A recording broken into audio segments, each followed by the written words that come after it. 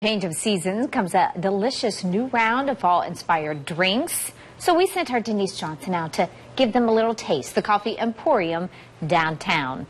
How is it, Denise?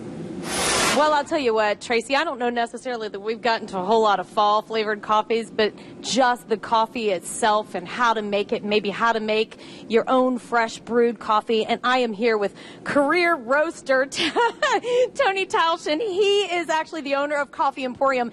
And Tracy, I don't know if you remember, we actually roasted coffee beans. I mean, nothing better than a fresh roasted cup of coffee, but we still have to wait till tomorrow to do this, but they roast everything right here. And Tony, this is actually cooling right now, and there you go. He's dumping it down.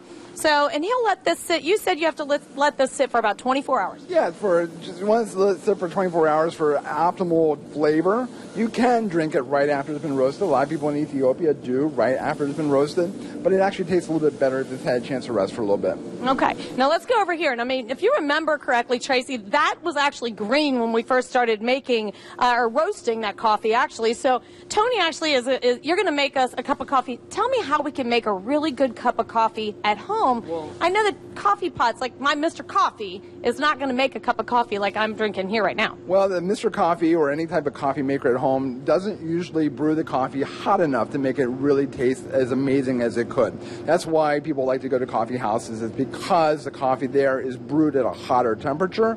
We tend to use more coffee when we make coffee, so it tastes a lot better. Okay, so you boiled, basically you brought some water to a boil in that pot, and it's probably not even ready yet, is it? It should be almost ready. Almost ready. And then what he did, Tracy, I don't know if you can see this, and I guess you could kind of do this at home, though. I mean, you can make your own little pour over, and that would give you the full flavor. Yes, this happens to be called a Chemex, but you can also do a pour over, or some people call them Melitas.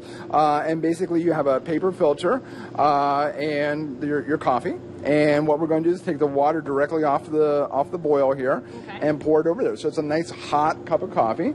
And I think we're probably good right now. So okay, this is actually our bourbon barrel coffee that you were so entranced by. Oh, yeah. We're working with New Riff Distillery over in Kentucky. And why does that foam up like that? Well, that is the carbon dioxide being released from the coffee. So this coffee was roasted on Saturday. It's actually been aged in bourbon barrels. So it's an amazing flavor. It's got a great bourbon flavor to it. Very aromatic. And it's not a flavored coffee where we've actually added oil extract to it. It's the aromatics from the actual bourbon barrel. Okay. Now, he actually made me a cup of this coffee, but what's cool is we are going to look at that because they do have this bourbon barrel-aged coffee, and we're going to look at that coming up in just a few minutes because it's actually down in an old bourbon barrel, and it just sits in there and kind of ages and kind of absorbs some of it. But he did already make me a cup of this pour-over coffee, just what I needed, Tracy, of course. I know I heard Rob talking about it before. It's just, it's stronger, so it's more of a full brewed, full bold flavor because you're just going right over top with that really, really hot water. So, you know, it looks it's so yummy. Cold in here. Yeah. Yeah, it's kind of cool in here this morning. Does it But you know, smell they've got good? all different kinds of flavors, but this is just a full-bodied coffee. Yeah. It's really good. It's good and good for you. It's good for me? Yes, absolutely. It's good for me as a traffic reporter in the morning. That helps me talk a lot faster, Tracy. That's where I get my energy. There you go. That extra kick in your step. Denise, thank you.